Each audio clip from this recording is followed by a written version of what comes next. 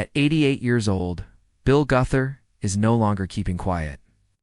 After years of staying silent in the face of internal conflicts, financial controversies, and sharp criticism within the entertainment industry, he's finally speaking up. Stories that were once brushed aside and accusations that went unanswered are now being addressed directly and candidly in his own words. The public no longer sees him as the flawless figure he once appeared to be. Instead, Bill Gaither now stands before the world as a complex man, shaped by both triumphs and mistakes. This moment marks the unraveling of everything that had been kept in the dark. In early 2024, gospel music forums lit up with explosive information, triggering intense backlash across the Christian music scene. A private recording reportedly made during a 2010 production suddenly resurfaced and went viral. In it, Gaither is heard expressing strong personal opinions. He criticized some of his fellow artists, calling them selfish, spiritually uncommitted, and more obsessed with fame than faith. This conversation had never been shared with the public before. As the recording gained traction, listeners quickly picked up on what appeared to be veiled references to specific artists who had appeared on the Gaither Homecoming series.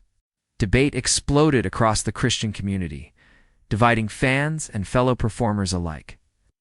Around the same time, Sandy Patty, one of the show's long-standing stars, posted a personal reflection online. Though she didn't name anyone directly, her words hinted at the favoritism and unfair treatment she witnessed in the Christian music industry during the early 2000s. This prompted fans to speculate that her 2003 departure from the show may have had deeper roots than originally thought. While public discussion intensified, most of the artists involved chose to remain silent.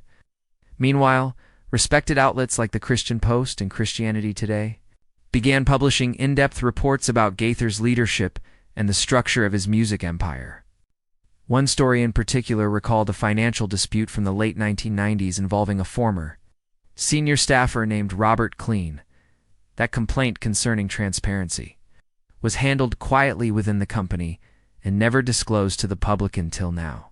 In a rare 2025 interview, Bill Gaither finally addressed some of these long-whispered concerns. He admitted that, during the company's rapid growth, certain financial procedures had not been properly managed. However, he strongly denied any exploitation or personal misuse of funds. His honesty drew mixed reactions. Some longtime fans praised his openness, but others felt that coming clean after so many years lessened the impact of his words. The situation reached a boiling point, prompting several well-known artists to speak out. Michael English and Mark Lowry, both of whom had long histories with Gaither projects, shared supportive messages on social media. They credited Bill for shaping their careers and urged fans to look at the bigger picture. Yet online platforms, such as X and Christian music forums, continued to buzz with calls for answers, fueled by the trending hashtag #GaitherTruth. Supporters and critics alike demanded transparency on the financial and managerial practices within Gaither Music Company. The controversy escalated again after a leaked clip from an internal 2024 strategy meeting surfaced online.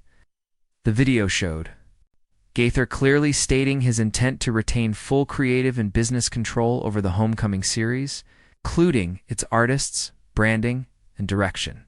Although there was nothing inflammatory in his words, some interpreted them as signs of rigid leadership and an emphasis on business over worship. Rather than respond directly, Gaither chose to release a single official statement through his media team. In it, he reaffirmed his lifelong commitment to inspirational music and emphasized that serving the faith community remained the core mission of his work. While he didn't address each individual allegation, the announcement was seen as an effort to cool down the rising tension. Gaither Music Company began in the late 1980s as a small publishing firm created by Bill and Gloria Gaither to support their creative projects.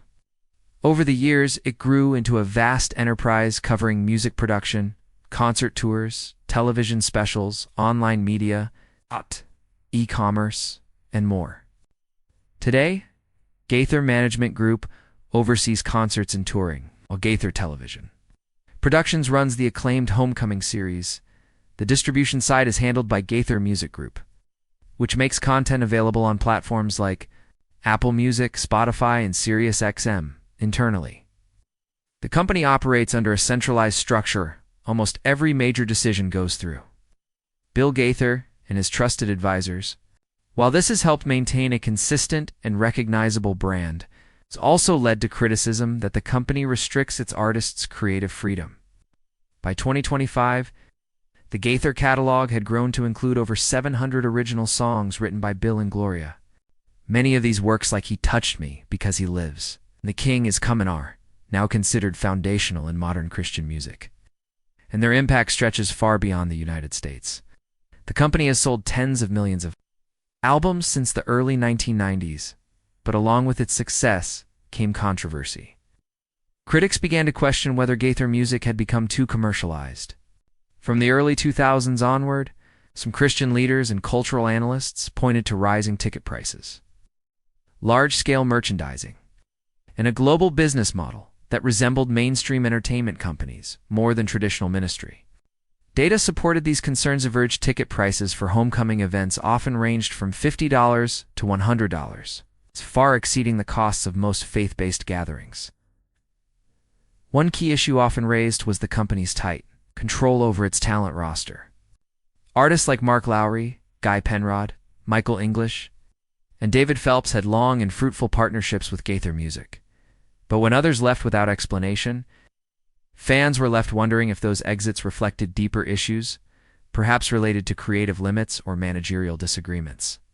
In addition to its music ventures, the company runs Gaither Family Resources, a multi-purpose center in Indiana that blends retail, education, and faith outreach. Meanwhile, Live Bait Productions, a children's animation studio led by Bill's son Benji Gaither, helps create digital media aimed at religious education for younger audiences. After building a large-scale organization with a distinctly personal stamp, Gaither's impact also extended into his private life, especially in how he managed the balance between his religious beliefs and personal choices. The Gaither family, consisting of Bill and Gloria Gaither, has long stood as a symbol of unity in the Christian artistic world. Since the early 1960s, their marriage and music have represented what it means to be a ministry family. With 3 children, Suzanne, Amy, and Benjamin, the Gaithers built a supportive environment where each family member contributed to both the business and creative sides of their work.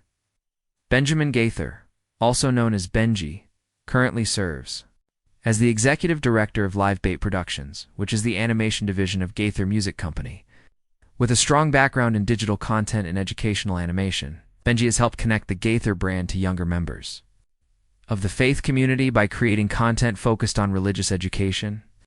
Suzanne Gaither, the eldest daughter, mainly works in event management and logistics. She often coordinates the homecoming tour and helps organize faith-based seminars hosted by Gaither Family Resources in Indiana. Both Benji and Suzanne are active members of the family-run Gaither Music Company. However, Amy Gaither, the middle daughter, chose a different path. After finishing college in the late 1980s, Amy pursued a career in media outside of Christian music.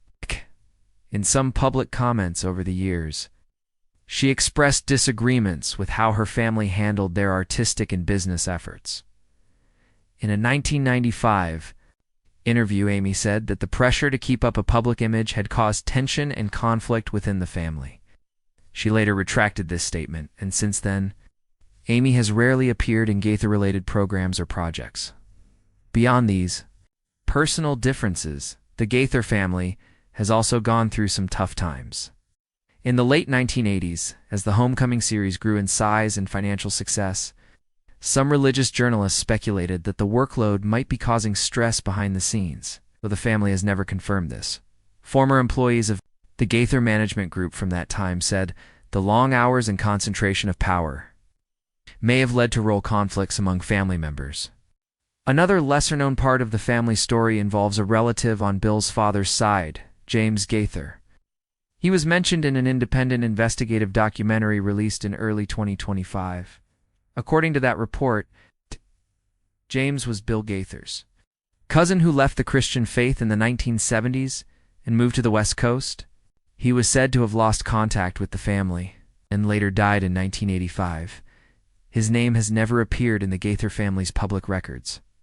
Still, in a recent interview with local media, Bill Gaither unexpectedly mentioned a relative who had been forgotten because of differing beliefs and life choices. Though he didn't name the person directly, many believe he was referring to James Gaither. This mention sparked conversations about how religious families manage internal differences. When moral values and faith are so central to their identity. As of 2025, official updates from Gaither Music Company confirmed that the family continues to work in harmony within the business. Gloria Gaither remains the content advisor, while Benji and Suzanne manage operations and communications. New projects include expanding the Gaither TV Plus platform, launching an online music education system, and continuing a Christian education podcast for teens. As the family structure matured, it became clear how both the family and the business played vital roles in preserving the Gaither legacy. But Bill Gaither's influence wasn't limited to his family or company. It also touched the wider community, especially during times of tragedy. On July 26, 2024, a tragic plane crash deeply affected the American gospel music world. A Pilatus PC-12 Taser 47E light aircraft, carrying 7 people, crashed in Campbell County, Wyoming. The flight was en route from Nebraska City to Montana. Among those who died were 3 key members of the musical group, the Nellens Clark, Jason Clark, and Amber Nellen Kistler.